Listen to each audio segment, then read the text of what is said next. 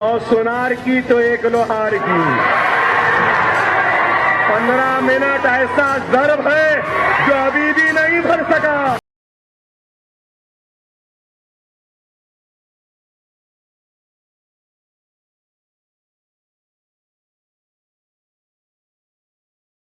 इस मुल्क के मुस्तकबिल को लिखने वाले का नाम मुसलमान होगा।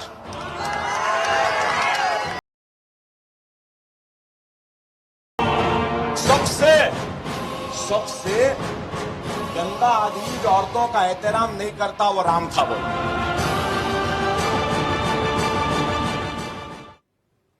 नमस्कार, मैं हूं सूरज चौहान और आप देख रहे हैं बिंदास बोल। बिंदास में आपके सामने आज हम फिर यही मुद्दा लेकर आए हैं जो आपको यह शैतान दिख रहा है, जो प्रभु रामचंद्र, मां सीता से लेके भारत मां तमाम लोगों के, हमारे आस्थाओं के केंद्र पर कई बार कीचड़ उछल चुका है। और अब जबकि वो बेल पर बाहर है और जिस गुनाह के लिए बाहर है वही गुनाह दोबारा कर रहा है। पहले इसने कहा था कि 15 मिनट के लिए पुलिस हटाओ, हम हिंदुओं को काट डालेंगे। गिरफ्तारी हुई, 10,000 रुपए के बेल पर बाहर आया और 5 साल 6 साल बाद आज वही बयान दोबारा दे रहा है, वो भी शेखी मारते हुए कि मेरे उस बयान का यह परिणाम है कि देश का हिंदू आज भी डरा हुआ है, जिसको 100 सुनार की एक लोहार की कहता है। लोहार जैसे पवित्र कर्म को ये कलंकित करने वाला व्यक्ति आखिर हिंदुस्तान में खुलेआम कैसा नंगा नाच कर रहा है। और इसलिए मैं आज का सवाल पूछ रहा हूं कि ओबीसी को कितने खून माफ है, क्योंकि ये खून से भी बड़ा पाप है देश में विद्वेष फैलाना, दो समाजों के बीच वैर निर्माण करना, और इतना ही नहीं, देश के खिलाफ युद्ध छेड़ने वाला काम इस ओवैसी ने किया है। देश के इस गद्दार को इस देश की व्यवस्था क्यों माफ कर रही है, समझ में नहीं आता है। और इसलिए आज के बिंदास बोल में मेरा यह सवाल है, क्या इस पर आपका कहना है? स्क्रीन पर चल रहे नंबर पर कॉल करके आप अपनी बात को कह सकते हैं। और साथ ही सोशल मीडिया पर सब जगह पर ये जो लाइव आ रहा है उस पर भी अपनी कमेंट दे सकते हैं। आइए विस्तार से पहले मुद्दे को देखिए, फिर आगे बढ़ते हैं।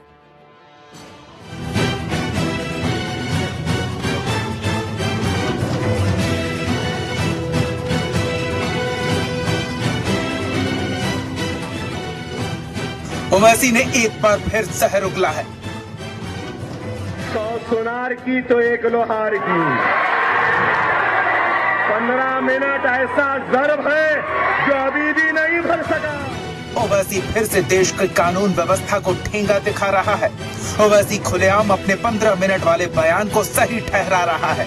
यही नहीं, अब तो ओवैसी नए तरीके से मुसलमानों को भड़का रहा है।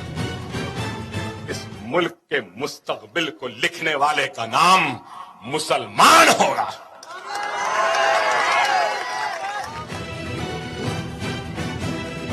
जी हां, ओवैसी के सामने पूरी कानून व्यवस्था पंगु बनी हुई है। ओवैसी खुलेआम देश में जहर घोल रहा है। ओवैसी के चाहने वाले उसकी वाहवाही कर रहे हैं, तालियां बजा रहे हैं ओवैसी के जहर फैलाने पर।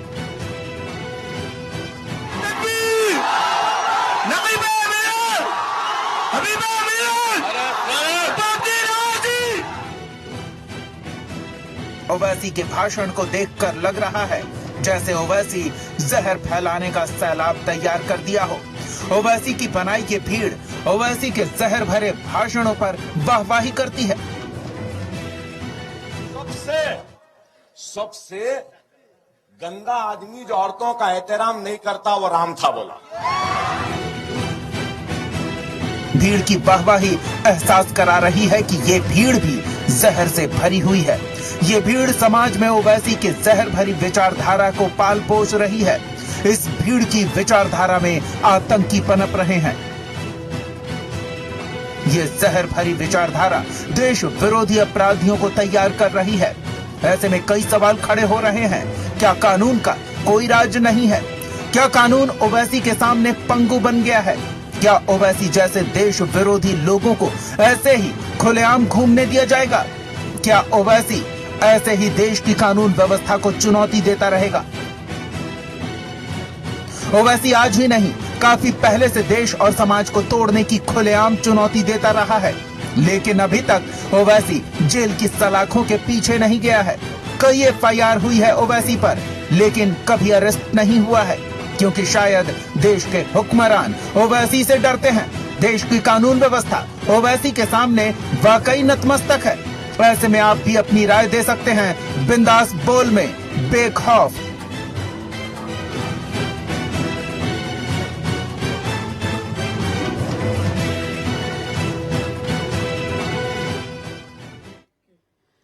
तो ये मुद्दा है और इस मुद्दे पर हमको बात करनी, अगले 1 घंटे तक बेखौफ होकर बात करें, क्योंकि देश के दुश्मन और गद्दार नंगा नाच कर रहे हैं और देश का भक्त, देश का नागरिक कानून के शिकंजे में, चौखट में रहकर देश को बचाने का प्रयास कर रहा है। कैसे संभव है? इसके लिए कुछ तो करना होगा और उसके लिए समझना होगा। अभी तो आपने पैकेज में इस बयानों को देखा, मैं आपको पहले वो 15 मिनट वाला बयान पूरा दिखाता हूं, उसके बाद आप देखिए वो वाला बयान जो अभी दिया है। देखिए। अरे हिंदुस्तान, हम 25 करोड़ है ना, तुम 100 करोड़ है ना, ठीक है। तुम तो हमारे से इतने ज्यादा है, 15 मिनट के लिए पुलिस को हटा लो, बता देंगे किसमें हिम्मत है, कौन ताकतवर है। 15 मिनट हटा लो।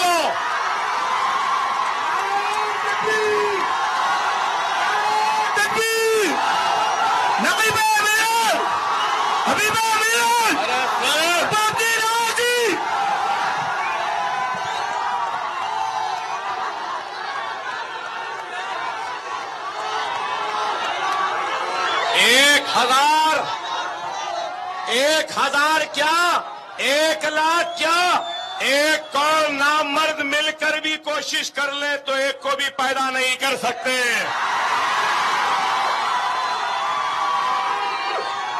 और ये लोग हमसे रास मुकाबला नहीं कर सकते। जब मुसलमान भारी पड़ा तो ये नामर्दों की फौज आ जाती है। अरे हिंदुस्तान, हम 25 करोड़ है ना, तुम 100 करोड़ है ना, ठीक है। तुम तो हमारे से इतने ज्यादा है, 15 मिनट के लिए पुलिस को हटा लो, बता देंगे किसमें हिम्मत है, कौन ताकतवर है। ये बयान के बाद सुदर्शन ने लंबा अभियान चलाया और उस अभियान का परिणाम ये रहा कि इस गद्दार को गिरफ्तार करना पड़ा, लेकिन इसको गेस्ट हाउस में रखा गया और उसके बाद 10,000 के मुचलके पर इसको जमानत दे दी गई। अब कुछ हुआ नहीं तो होना क्या था? तो ये टांग तो ऊपर करना ही था और इसलिए इसने कुछ दिन पहले नया बयान दिया। इसने कहा कि मेरे 15 मिनट के धमकी का परिणाम है कि आज भी हिंदू डरा हुआ है, बीजेपी आरएसएस वाले डरे हुए हैं, कुछ करने को तैयार नहीं है। क्या कहा उसने, इसको देखिए।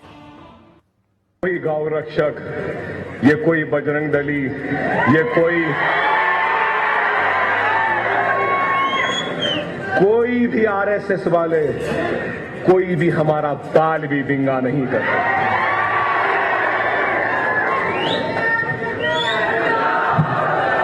और याद रखो, दुनिया उसी को डराती है जो डरता है। दुनिया उसी से डरती है जो डराना जानता है। क्या है अकबरुद्दीन ओवैसी से नफरत क्यों है? क्यों है?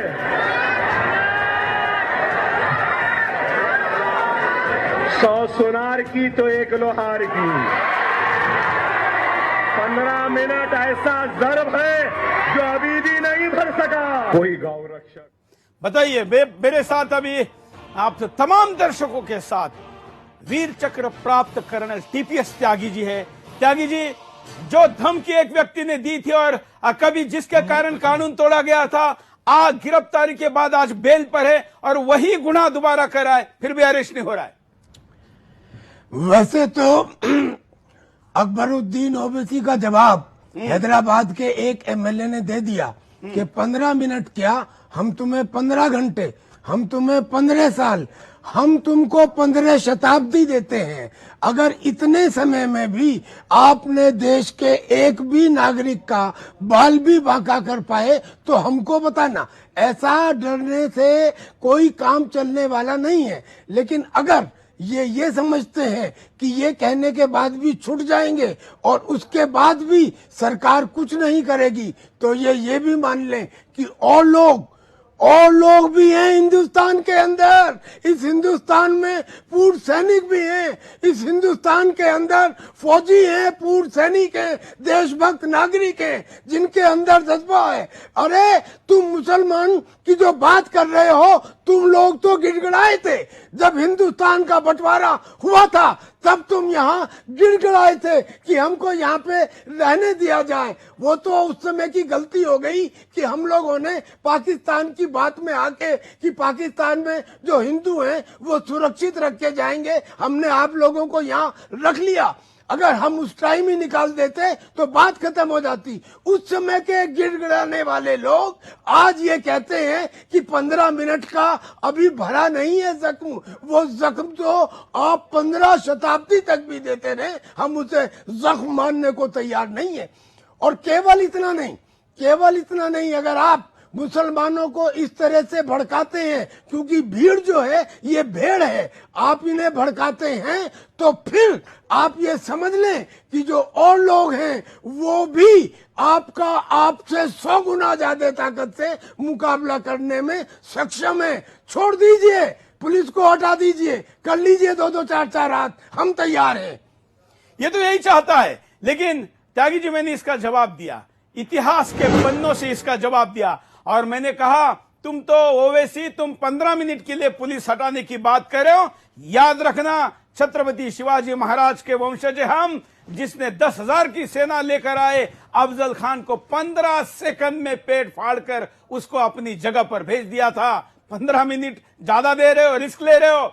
लेकिन इस दरिंदे को इतने तमाम कानून तोड़ने के बाद भी कोई भी कार्रवाई नहीं होना, इस देश के चारों स्तंभ जो लोकतंत्र के हैं उनकी अपयश के तौर पर मैं देखता हूं, उनके मजबूरी के, उनके विफलता के तौर पर देखता हूं कि एक चिरकुट विधायक, एक चिरकुट ऐसा नेता जिसके केवल 2 सांसद है और 15 विधायक है, ऐसी पार्टी का नेता देश की व्यवस्था को चैलेंज करता है, पूरे सिस्टम को आह्वान देता है, और जिसके ऊपर देशद्रोह का मुकदमा होने के बावजूद भी, देश से युद्ध छेड़ने की बात का जिक्र एफआईआर में होने के बावजूद भी, वो आज भी नंगा नाच करने के लिए खुला घूम रहा है, सांड की तरह, सुअर की तरह।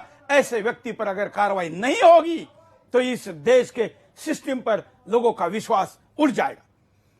हमारे साथ कई कॉलर जुड़े, उनके पास चलते, उसके बाद त्यागी जी के पास भी जाएंगे, और इसके कई और वीडियो हमारे पास है जो आपको दिखाएंगे। कॉलर के पास चलते हैं। जय हिंद। जय हिंद। बोलिए। मैं सुष्मिता उड़ीसा से बोल रही हूँ। हाँ जी, वो तो बोल रहा है काफिरों के बीच बोलना काहत का काम है, एहसास मैंने किया। यह तो काफिर हिंदू है और उसे कोई भी सजा नहीं हो रहा है।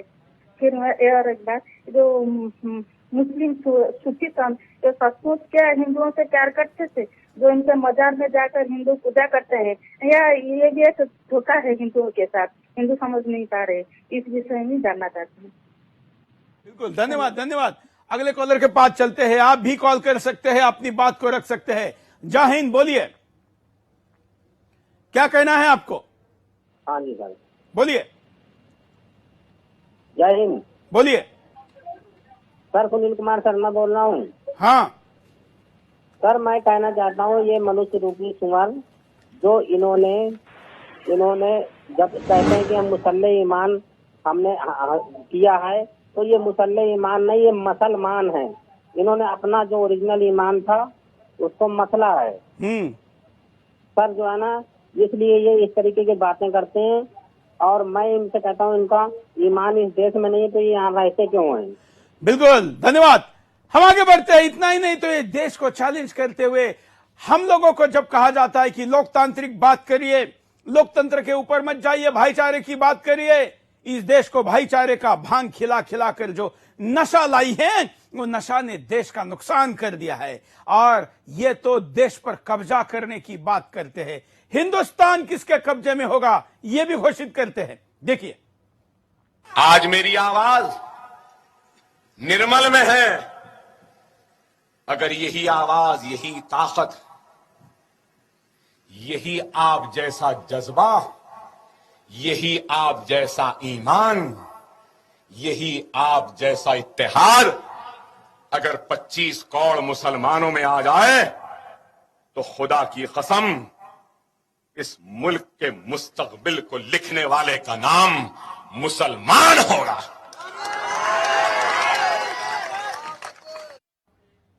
त्यागी जी के पास चलते हैं। त्यागी जी बताइए, आखिर एक 25 करोड़ की धमकी, हालांकि अब तो 40 करोड़ हो गए हैं। खुद तमाम इस तरीके के भोंकने वाले कहते हैं कि अब तो हम लीगल इनलीगल मिलके 40 करोड़ हो गए हैं। ऐसा ही इसका एक भाई एजाज खान जो कि अब गिरफ्तार में है मुंबई में, उसने भी कहा था कि हम अब इतने हो गए हैं, देख लेंगे। ऐसे लोग इस प्रकार की भाषा बोलने के बावजूद भी बाहर है। त्यागी जी, ये कहते हैं कि जो डराता है दुनिया उससे डरती है। हमको डराया गया था 1965 में, कौन डरा जान लो। हमको डराया गया था 1971 में, कौन डरा, किसके टुकड़े हुए समझ लो। हमको डराया गया था 1999 में, कौन डरा समझ लो। लिहाजा आपका ये कहना कि जो डरता है दुनिया उससे डरती है, ये बिल्कुल बिल्कुल बेवकूफी वाली लैंग्वेज है। हमारा तो ये कहना है अब हिंदुस्तान की सरकार से कि अगर आप इस अकबरुद्दीन ओवैसी को 24 घंटे में गिरफ्तार नहीं करते हैं, केवल इसलिए नहीं कि आज इसने ये गलत बातें कही हैं, इसलिए भी कि ये पहले ऑलरेडी जमानत पर है और ऐसी ही बात करने के लिए जमानत पर है, तो इसमें आपको किसी और लीगल एक्सपर्ट से राय लेने की आवश्यकता नहीं है। इसको तुरंत गिरफ्तार किया जाए और फिर इसे बताया जाए कि डरता कौन है। बिल्कुल, लेकिन ऐसा होगा क्या? अब तक तो नहीं हुआ है। ओवैसी ने तमाम धमकियां दी, लेकिन आज पर्यंत उसको कोई भी गिरफ्तार करके जेल में नहीं डाल पाया, क्योंकि वहां की सरकार है, क्योंकि ये लॉ एंड ऑर्डर के नाम पर पुलिस जिसके पास है, वो कानून जिसका पालन करना है, वो तो वहां की केसीआर सरकार है। और केसीआर इसको कभी भी गिरफ्तार नहीं करेगा, ये राजनीतिक सत्य है। और इसलिए इसके इस भोंकने का कोई इलाज फिलहाल तो दिख नहीं रहा है। ये क्या क्या बोलता है, आप अगर इसके वीडियो देखेंगे तो चौंक जाएंगे। ये 25 करोड़, हालांकि मैं सुधारित आंकड़ा 40 करोड़ कहता हूं, ये 6-7 साल पुराना वीडियो है जो मैं दिखाने जा रहा हूं, लेकिन आज भी ये उसी को दोहरा रहा है। देखिए, दुनिया उसी को डराती है। अरे हिंदुस्तान हम 25 करोड़ है ना, तुम 100 करोड़ है ना, ठीक है। तुम तो हमारे से इतने ज्यादा है, 15 मिनट के लिए पुलिस को हटा लो, बता देंगे किसमें हिम्मत है, कौन ताकतवर है। 15 मिनट हटा लो।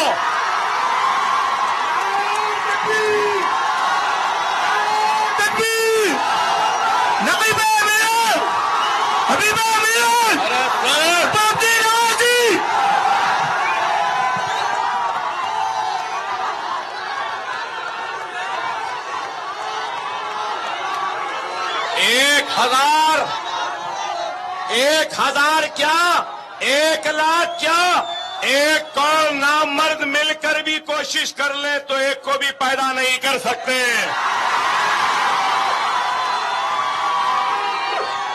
और ये लोग हमसे रास मुकाबला नहीं कर सकते। जब मुसलमान भारी पड़ा तो ये नामर्दों की फौज आ जाती है। देश के पुलिस के बारे में इस प्रकार की बयानबाजी कर कर उनके आत्मविश्वास को तोड़ने का यह प्रयास है, क्योंकि दंगे के समय में उनके डंडे ही ऐसे दंगेबाजों को सही करते हैं। लेकिन सामने बैठे लोगों में जोश भरने के लिए, पुलिस के खिलाफ उस्काने के लिए। अब दंगा करने से डरे ना, इसलिए पुलिस के खिलाफ उनके मन में आत्मविश्वास पैदा करने के लिए ये दंगाई बड़ा ही योजनाबद्ध तरीके से पुलिस के खिलाफ नामर्दों की फौज कहता है। इस देश का पुलिस मर्द है और इसलिए ये देश के अंतर्गत सुरक्षा बची है, नहीं तो तेरे जैसे शैतानों ने क्या कमी छोड़ी थी जो अब तक ये देश की व्यवस्था तहस नहस हो जाती। ये इस देश को दंगे के लिए धमकाता है। कैसे? देखिए। माफ करना मेरे भाई, कभी भी कुछ हुआ, कहीं भी हुआ तो फोन आता, अकबर भाई यहां गड़बड़ हो गया, आ जाइए। अकबर भाई ऐसा हो गया, अकबर भाई वैसा हो गया। कभी हमारा कोई भाई फोन करके नहीं बोला अकबर भाई ऐसा हुआ तो मैं ऐसा कर दिया।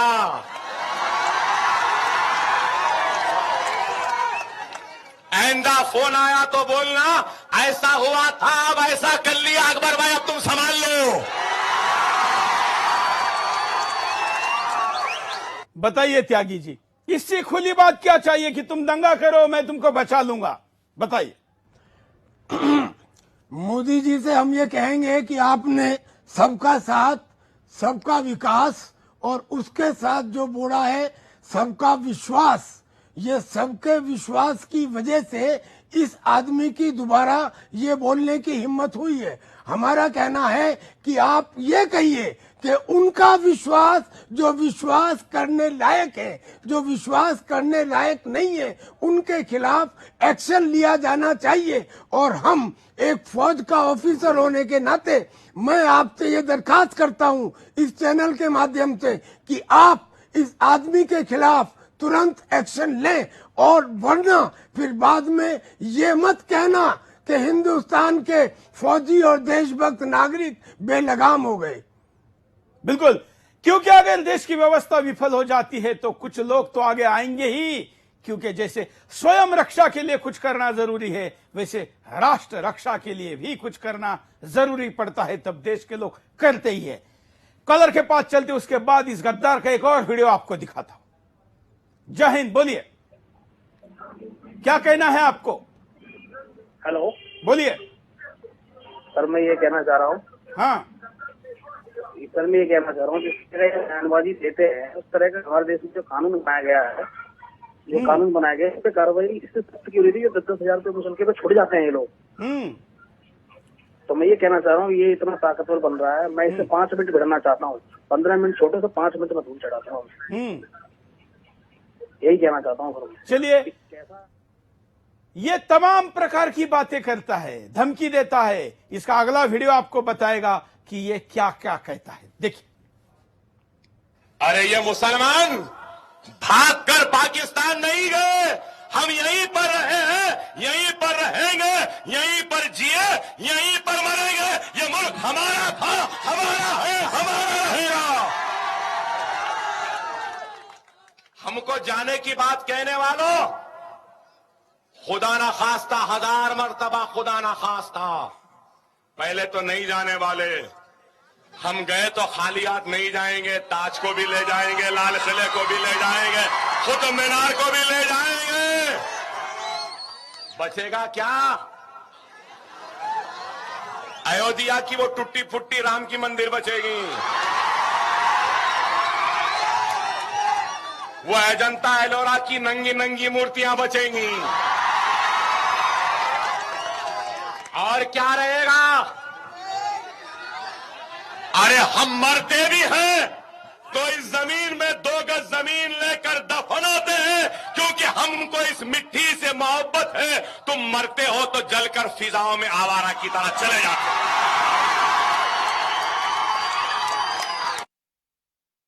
हर लाइन में आदमी कानून तोड़ता है, और कानून तोड़ता नहीं बल्कि कानून का बलात्कार करता है, और उसके बाद भी कानून के रखवाले कुछ भी करने को तैयार नहीं है। बस हाथ पे हाथ धरे रह के एक व्यक्ति को नंगा नाच करने के लिए छोड़ दिया है। और इसलिए आज के बिंदास बोल में मैं सवाल पूछ रहा हूं कि आखिर ओवैसी को कितने खून माफ है? कितनी बातें इसने एक बयान में कही। इसने कहा कि जाएंगे नहीं, लेकिन जाएंगे तो कुतुब मीनार, लाल किला लेके जाएंगे। एक तो इसकी ये बाप की औलाद, इसकी बाप की ये प्रॉपर्टी नहीं है। इसके बाप जादे तो नाक रगड़ कर सरदार पटेल के सामने शरण लेकर इस देश में रहे, अन्यथा यहां पर भी नहीं रहते। पाकिस्तान में टायर पंचर का दुकान होता या कहीं आतंकवाद की बंदूक लेकर अब तक अमेरिकी सैनिकों के गोली के शिकार हो चुके होते। ये कुतुब मीनार हमारा है, जिसको नाम कुतुब मीनार तुमने दे दिया। ये तो वेधशाला है विक्रमादित्य की। जिसको तुम लाल किला कहते हो वो लाल कोट है। ये हमने साबित कर दिया है, तवे राजाओं ने दिल्ली के बनाया था। और जिसको तुम ताजमहल कहते हो तेजो महल है। तुम लोगों ने मीनारें क्या खड़ी कर दी, नाम क्या बदल दिए, तुम लोग उसके मालिक हो गए।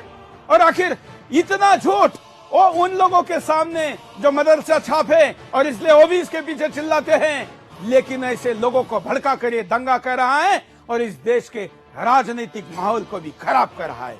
त्यागी जी बताइए, उन लोगों को ये झूठी चीजें बता रहा है कि जो इतिहास की सच्चाई उनको पता ही नहीं है। ताजमहल, कुतुब मीनार, लाल किला हिंदुस्तान में है, और अगर 2 मिनट के लिए मान भी लें कि ये मुसलमानों ने बनवाए हैं तो भी हमारा इनके ऊपर अधिकार है। आप कर लीजिए जो आपको करना है।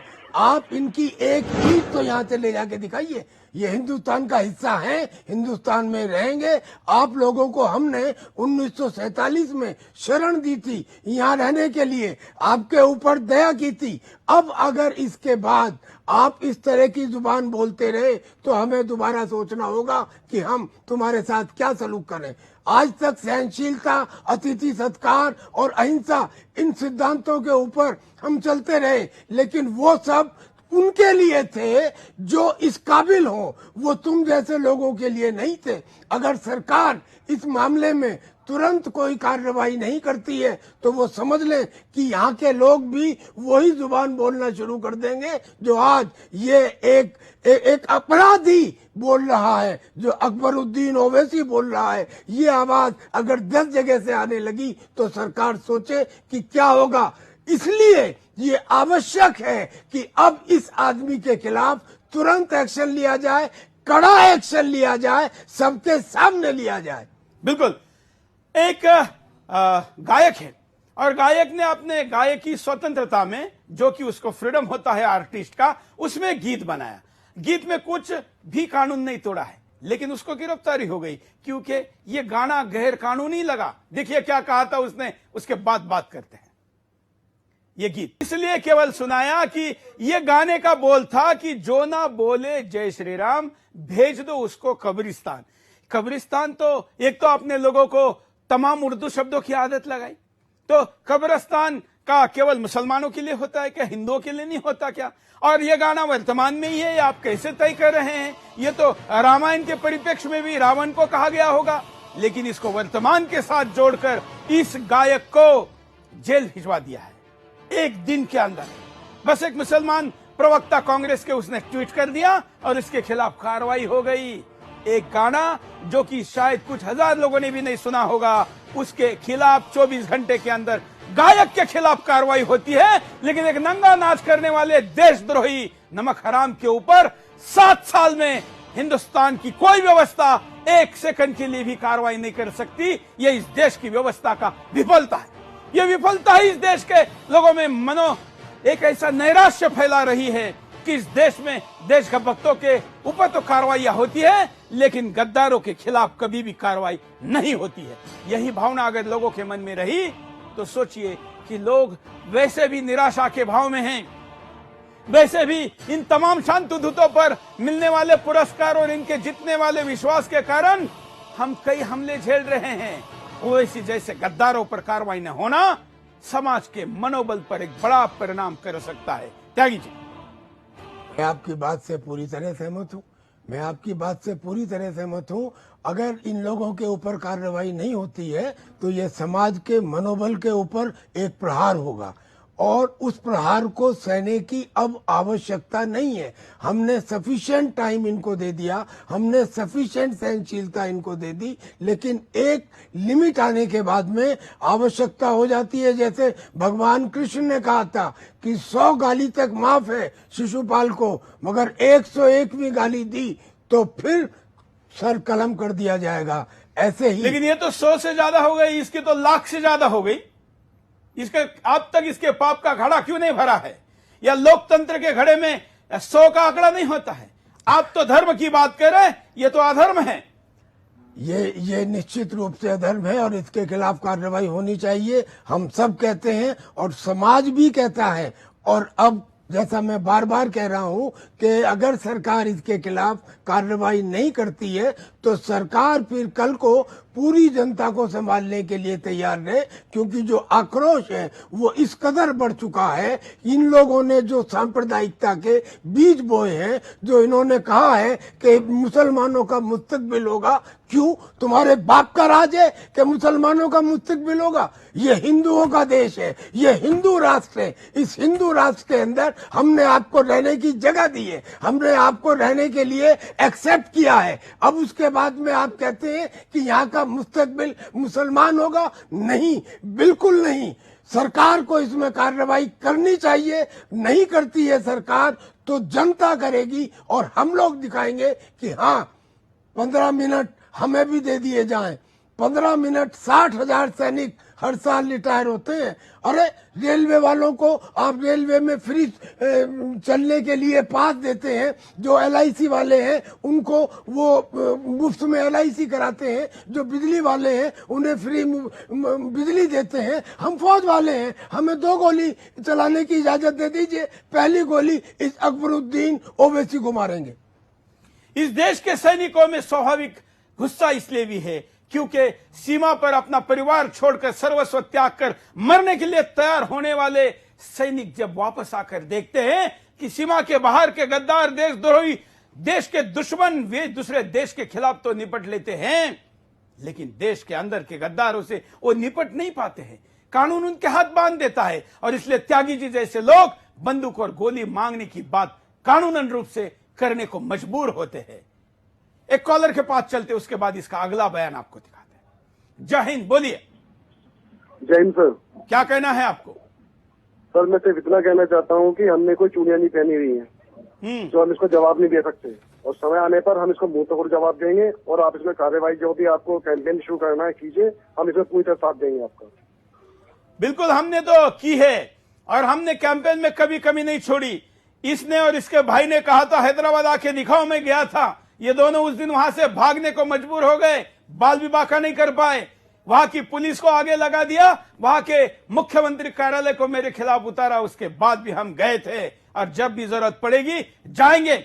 मैं इन दोनों भाइयों को आह्वान करता हूं, तुम लोगों में अगर दम है तो सुरेश चौहान के साथ एक इंटरव्यू करिए और उसके जवाब देकर देखिए। सुदर्शन के स्टूडियो में तो तुम लोग आ नहीं सकते, मैं तुम्हारे घर में आकर इंटरव्यू करने के लिए तैयार हूं। बस तैयार हो जाओ, टाइम समय जगह तुम तय करो, मैं आने के लिए तैयार हूं। त्यागी जी, ये लोग तमाम चैनलों में जाते रहते हैं, इनको साहब साहब करके बाकी चैनल वाले बुलाते हैं, लेकिन सुदर्शन पर ये कभी भी आए नहीं है। हिम्मत ही नहीं है सुदर्शन पे आने की, हिम्मत ही नहीं है सुदर्शन पे आने की। और बहुत सारे ऐसे चैनल्स हैं जो चैनल इनकी बात सुनते हैं, हमको तो शक हो जाता है कि वो चैनल भी कहीं सांप्रदायिक तो नहीं।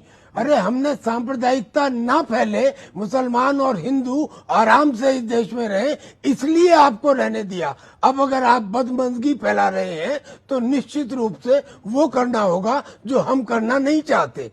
आपके ऊपर है, फैसला आपके ऊपर है, आप सोच लें कर लें, सरकार सोच ले कर ले। लेकिन और ये जो बात कह रहे हैं सुरेश चौहान के जी, मैं इनकी बात से सहमत हूं। अगर तुम इतने ही बड़े भारी दुनिया को डराने वाले हो, अगर तुम में इतना ही साहस और करेज है तो आओ सुदर्शन चैनल पे बैठो, एक दिन हमारे साथ बैठो, हमारे साथ में यहाँ तो नहीं आएगा। मैं कह रहा हूं हम उसके घर में जाके इंटरव्यू करने को तैयार है, जैसे हमने आजम खान के इंटरव्यू में यूनिवर्सिटी में जाकर किया था। लेकिन नहीं आएंगे, हम जानते हैं हमारे आस्था के प्रतीक प्रभु रामचंद्र जी के ऊपर ये कितनी गंदी भाषा यूज करता है। देखिए,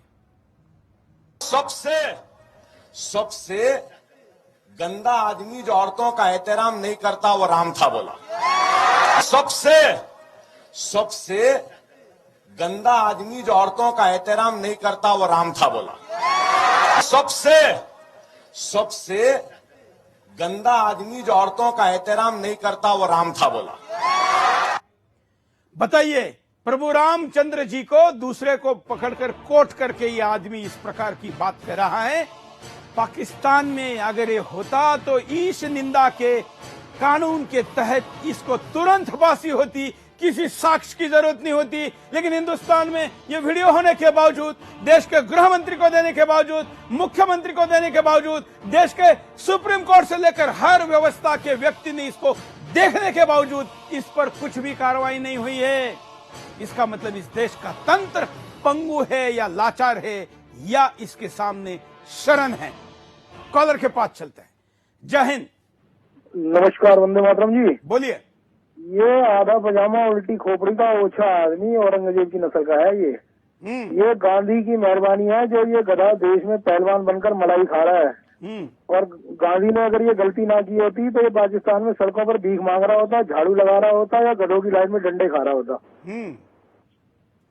पाकिस्तान की आपने बात की है तो मैं आपको दिखाना चाहता हूं कि ये पाकिस्तान से आए कसाब को, जिसको इस देश की व्यवस्था ने आतंकी घोषित करके उस पर ट्रायल करके उसको फांसी दे दी, ये उसको बच्चा कहता है। देखिए क्या नाम वो बच्चे का? खसाब। हाँ, अजमल खसाब। अजमल खसाब को फांसी पे लटका दी है। क्या नाम वो बच्चे का? खसाब। हाँ, अजमल खसाब। अजमल खसाब को फांसी पे लटका दी है। क्या नाम वो बच्चे का? खसाब। हाँ, अजमल खसाब। अजमल खसाब को फांसी पे लटका दी है। क्या नाम वो बच्चे का? खसाब। हाँ, अजमल खसाब। अजमल खसाब को फांसी पे लटका दी है। क्या नाम वो बच्चे का? ये कसाब को फांसी पर लटका देने की तो खिलाफ बात करता है, लेकिन देश के लोकप्रिय नेता को फांसी पर लटकाने की बात करता है मोदी के लिए। देखिए क्या कहता है। हिंदुस्तान के मुसलमानों, ये आंध्रा का मुसलमान सारे हिंदुस्तान के मुसलमानों को पैगाम देता है कि अगर आंध्रा के मुसलमानों की तरह 25 करोड़ मुसलमान अगर मुनज्जम हो जाएगा, मुत्तहिद हो जाएगा, तो खुदा की कसम बहुत जल्द मोदी तख्ते पर लटकता हुआ हमको दिखाई देगा। शायद आप चौंक गए होंगे, इसलिए दोबारा इस वीडियो को दिखाता हूं। मोदी को फांसी पर लटकाने की बात कर रहा है।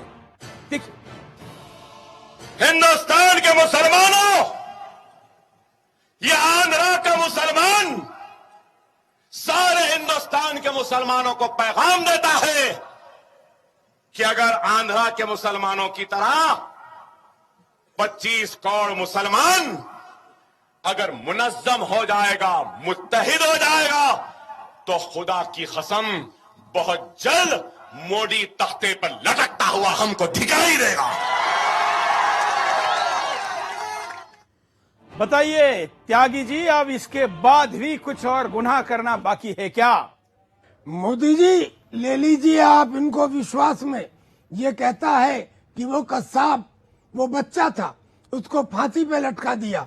फांसी पे ना लटकाते तो क्या उसको भारत रत्न देते? क्या सांप के सपेलुओं को छोड़ दिया जाता है? और तुम भी उसी नस्ल के हो, और तुम भी समझ लो कि वो दिन दूर नहीं है। वो दिन दूर नहीं है जिस रोज तख्ते पे आप जिसे लटकाने का एक ख्याली पुलाव बनाए बैठे हो, उस तख्ते पे कौन लटकेगा इसका अंदाजा आप स्वयं लगा सकते हो। कई मौके दिए जा चुके हैं, मगर अब गले से ऊपर पानी उतर चुका है। इस किस्म के लोग और इस किस्म की बात अब बर्दाश्त नहीं की जाएगी। ये सुन ले हिंदुस्तान के लोगों की तरफ से। और सरकार को आज हिंदुस्तान के लोग बार बार ये बात कह रहे हैं, मैं उनका एक छोटा सा नुमाइंदा हूं, मैं ये बात कह रहा हूं कि 1 मिनट भी इस व्यक्ति को खुले में घूमने की आजादी न दी जाए।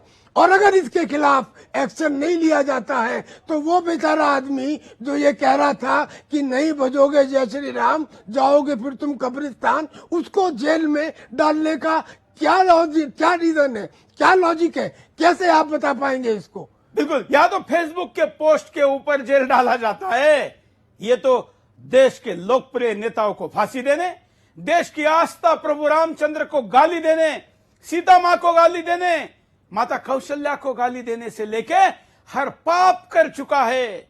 मैं तो कहता हूं कि पाप का घड़ा नहीं, पाप का समुंदर भर चुका है, लेकिन ओवैसी को कोई हाथ लगाने को तैयार नहीं, क्योंकि वो मुसलमान का नेता है। और मुसलमान के नेता के खिलाफ अगर सरकार कुछ करेगी तो सरकार को विदेश में जवाब देना पड़ेगा, ऐसा उनके नेता कहते हैं। क्या यही चलता रहा तो ओवैसी जैसे सुअर और पैदा होंगे या घटेंगे? सवाल का जवाब आपको देना होगा। त्यागी जी बताइए, अगर यही रवैया ऐसे लोगों के प्रति तमाम सरकारों का रहा तो क्या ये बढ़ेंगे या घटेंगे? मैं तो ये कहता हूं कि हमारे देश को और हमारे देश की सरकार को अंतर्राष्ट्रीय दबाव, इंटरनेशनल प्रेशर से घबराने की क्या आवश्यकता है? कब कौन सी ताकत है जो उधार में ली गई और आपके काम आई हो? आपको अपने आप की ताकत का इस्तेमाल करना है। अगर आप ऐसे जहरीली भाषणों को हिंदुस्तान में चलने देंगे और उनके खिलाफ एक्शन नहीं लेंगे तो आप क्या उम्मीद करते हैं कि बाकी लोग कानून का पालन करेंगे? आप जैसे कहेंगे वैसे करेंगे? ये संविधान, मैं तो इस संविधान को ही मानता हूं कि ये भ्रमित करने वाला है, ये अभारतीय है। इसके अंदर 1935 का वो एक्ट जो अंग्रेजों ने यहाँ पे रूल करने के लिए बनाया था, उसको जू का त्यों रखा गया है। वो जुडिशियल सिस्टम में ना रहा होता तो ऐसा आदमी 24 घंटे भी खुला नहीं रह सकता था। लेकिन आवश्यकता हो तो इन कानूनों को बदलो, लेकिन ऐसे आदमी को 2 मिनट के लिए भी खुला छोड़ना देश के साथ विश्वासघात आप होगा। तो त्यागी जी खुली छोड़ने की बात बोल रहे हैं, ये सिक्योरिटी में घूमता है, और छोटी मोटी सिक्योरिटी नहीं, तगड़ी सिक्योरिटी में, तगड़ी सिक्योरिटी में। इसके तरफ परिंदा भी पैर नहीं मार सकता, ऐसी पुलिस की सरकारी सिक्योरिटी इसके साथ चलती है। और इसके पास कोई देशभक्त नहीं, देश के गद्दार तमाम पहुंच सकते हैं, क्योंकि वहां इसको बचाए रखना, वहां की सरकार को लगता है कि इसको कुछ हो जाएगा तो राज्य में दंगे होंगे, देश में आग लग जाएगी, और देश में आग लगाने के डर से ऐसे लोगों के खिलाफ कार्रवाई नहीं होती है। कॉलर के पास चलते हैं। जय हिंद, बोलिए क्या कहना है आपको, बोलिए। चलिए, शायद कॉलर से संपर्क नहीं हो पा रहा है, अगले कॉलर के पास चलते हैं। आप भी कॉल कर सकते हैं, अपनी बात को रख सकते हैं। अब नहीं बोलेंगे तो बोलने का अधिकार आप खो देंगे, क्योंकि कम से कम बोलिए। बोल नहीं सकते तो लिखिए, लिख नहीं सकते तो संगठन करिए, संगठित भी नहीं हो सकते तो कम से कम जो संगठित कर रहे हैं उनको विरोध मत करिए, और अगर इतना भी नहीं कर सकते तो चुप बैठिए। जो काम कर रहे हैं उनको अपना काम करने दीजिए। ये अवस्था इस देश के सज्जनों को कम से कम अपने अंदर लानी होगी। अगले कॉलर बात करनी है। हाँ, हेलो, क्या कहना है आपको? मेरे को कहना है कि ये लोग जो चैलेंज कर रहे हैं कटुए, अगर हम लोगों को भी छूट मिल जाए तो ये 1 घंटे भी नहीं लगेंगे।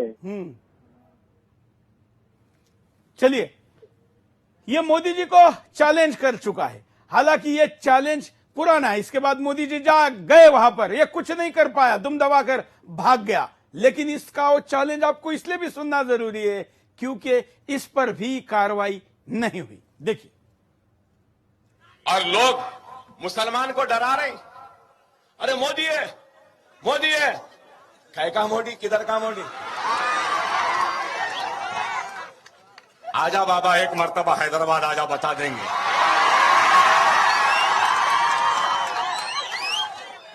और लोग मुसलमान को डरा रहे हैं। अरे मोदी है, मोदी है, कै का मोदी, किधर का मोदी? आजा बाबा, एक मर्तबा हैदराबाद आजा, बता देंगे।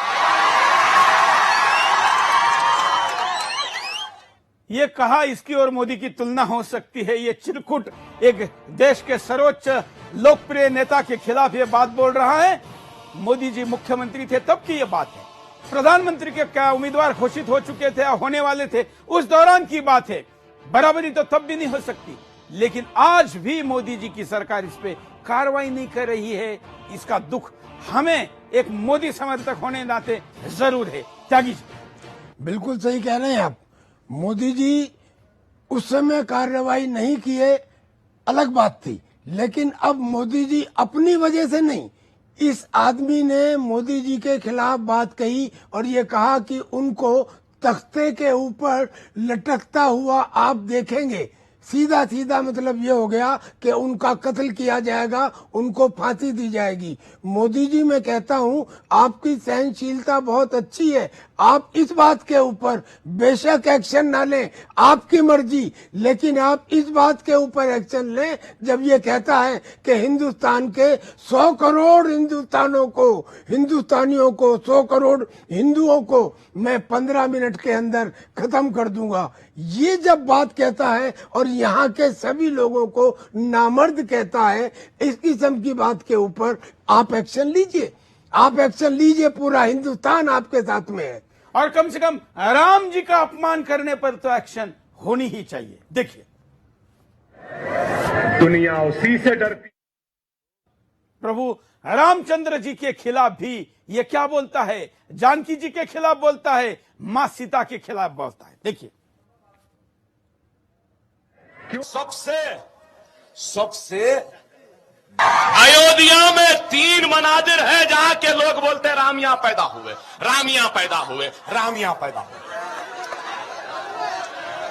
और फिर हरियाणा में कौशल्यापुरम है, कौशल्यापुरम, सुनो जरा बच्चों, हरियाणा में कौशल्यापुरम है, वहां के लोग बोलते कि हिंदुस्तान में हिंदुस्तानी तहजीब है, रिवायत है कि एक औरत अपने पहले बच्चे को जन्म देने से पहले मैके को जाती है और मैके में जन्म देती है।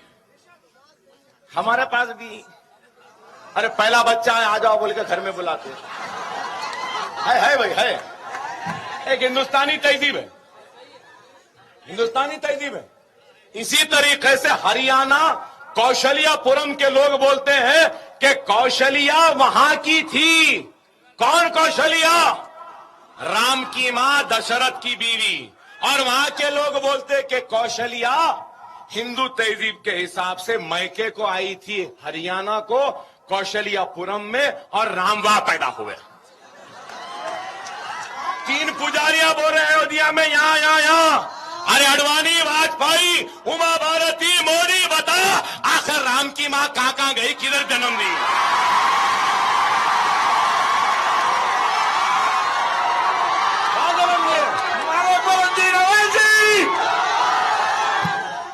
ये वीडियो आज भी इंटरनेट पर अवेलेबल है। देश के करोड़ों लोगों ने अपने मोबाइल में डाउनलोड करके रोज इसको सुन के इस देश के खिलाफ वो अपने अंदर ज्वालामुखी को भर रहे हैं, जिसका विद्रोह इस देश में करके इसको यादवी या इस देश में सिविल वार करने की तैयारी के लिए गोला बारूद की तरह काम आता है। हम भगवान राम का मंदिर बना नहीं पा रहे, न्यायालय हमें आड़े आता है, ऐसा हम कह रहे हैं। कम से कम राम जी का, उनकी माता जी का अपमान करने वाले ऐसे रामद्रोही को सजा देकर हम राम भक्त होने का सबूत तो दे सकते हैं, वो भी नहीं दे पा रहे। त्यागी जी,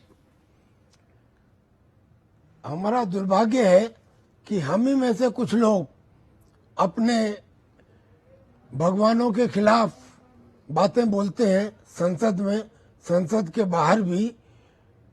इस वजह से इनकी ये हिम्मत हो जाती है। लेकिन ये तो माता जी के मतलब इसका जिसका मैं ज्यादा विश्लेषण नहीं करना चाहता, यह शब्द सुनाना मेरी मजबूरी है, क्योंकि इस देश का वो देशभक्त नागरिक जान जाए कि कैसे सांपों सफेदों को पालकर, अजगरों को पालकर, डायनासोरों को पालकर हम आगे चल रहे हैं। लेकिन ये वीडियो दोबारा देखिए। जो वीडियो मैंने अभी देखा, ये वीडियो सुनकर देखकर मेरा खून खोल रहा है। देखिए, 3 मनाजिर है जहां के लोग बोलते हैं राम यहां पैदा हुए, राम यहां पैदा हुए, राम यहां पैदा हुए। और फिर हरियाणा में कौशल्यापुरम है, कौशल्यापुरम, सुनो जरा बच्चों, हरियाणा में कौशल्यापुरम है, वहां के लोग बोलते कि हिंदुस्तान में हिंदुस्तानी तहजीब है, रिवायत है कि एक औरत अपने पहले बच्चे को जन्म देने से पहले मैके को जाती है और मैके में जन्म देती है। हमारे पास भी अरे पहला बच्चा है, आ जाओ बोल के घर में बुलाते है भाई, है एक हिंदुस्तानी तहजीब है, हिंदुस्तानी तहजीब है। इसी तरीके से हरियाणा कौशलियापुरम के लोग बोलते हैं कि कौशलिया वहां की थी। कौन कौशलिया? राम की मां दशरथ की बीवी। और वहां के लोग बोलते कि कौशलिया हिंदू तहजीब के हिसाब से मैके को आई थी हरियाणा को कौशलियापुरम में, और राम वहां पैदा हुए। 3 पुजारियां बोल रहे हैं अयोध्या में, यहां अरे अडवाणी, वाजपेयी, उमा भारती, मोदी, बता आखिर राम की मां कहां गई, किधर जन्म दी?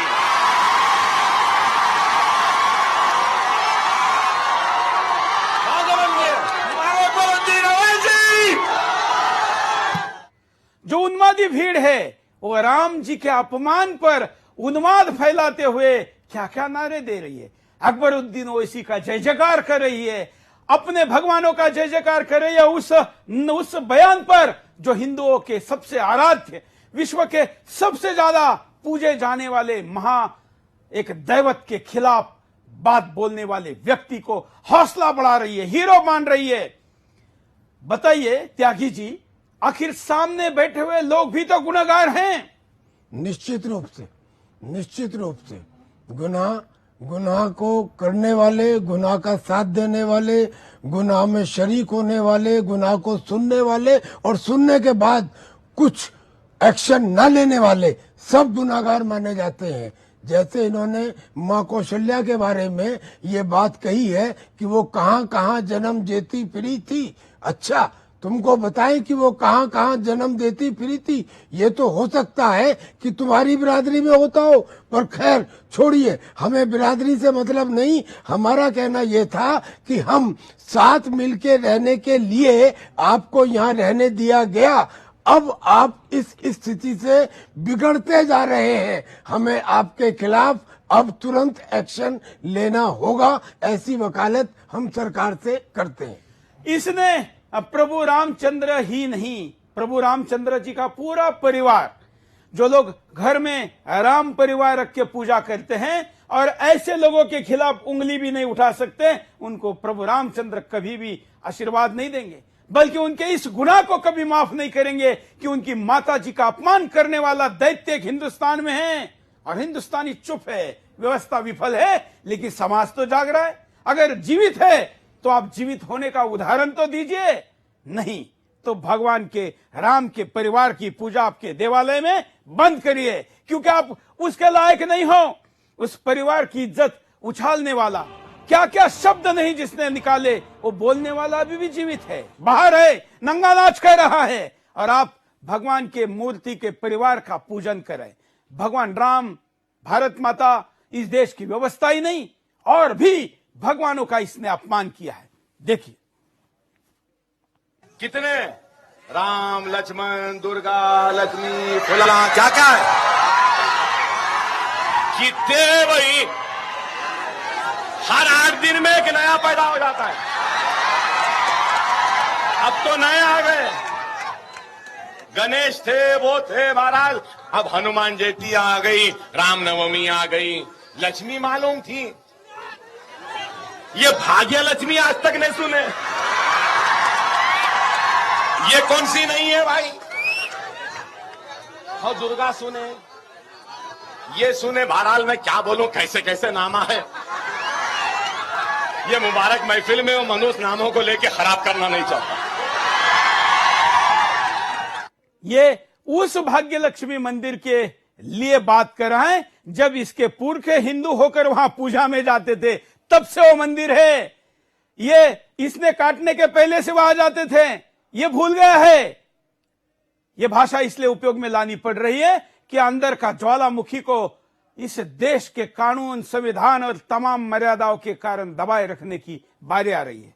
यह अपने आप को 15 मिनट का दम दिखाता है। अगर यही दम तेरे पुरखों में होता तो अपने मूल धर्म में होते, दूसरे के धर्म में नहीं होते। अकबरुद्दीन, ध्यान रख, संयम की भी सीमा होती है, और जब वो लांगी जाती है तो उसके बाद फिर एक नया कानून लिखा जाता है, जो ऐसे दरिंदों के लिए समय समय पर इस देश के भगवानों ने, महापुरुषों ने और वीरों ने लिखकर दिखाया है। आशा करते हैं कि ऐसा भी कभी होगा।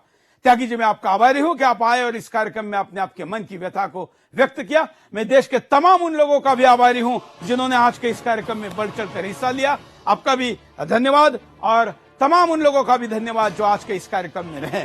मैं आज के इस कार्यक्रम के द्वारा सरकार को फिर चेतावनी दे रहा हूं। अब तक मांग करता था, अभी चेतावनी दे रहा हूं कि इस व्यक्ति पर समयबद्ध तरीके से अगर कार्रवाई नहीं हुई तो मैं इस कैंपेन को जैसे पहले इसके गिरफ्तारी तक चलाया था फिर चलाऊंगा। आज के लिए इतना ही। धन्यवाद। जय हिंद। 100 सुनार की तो 1 लोहार की। 15 मिनट ऐसा ज़र्ब है जो अभी भी नहीं भर सका। मैं सिर्फ मुस्लिम परस्त हूं।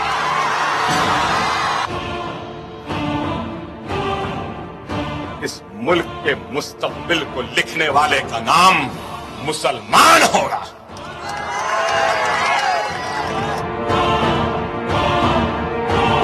सबसे का एहतराम नहीं करता वो राम था बोल।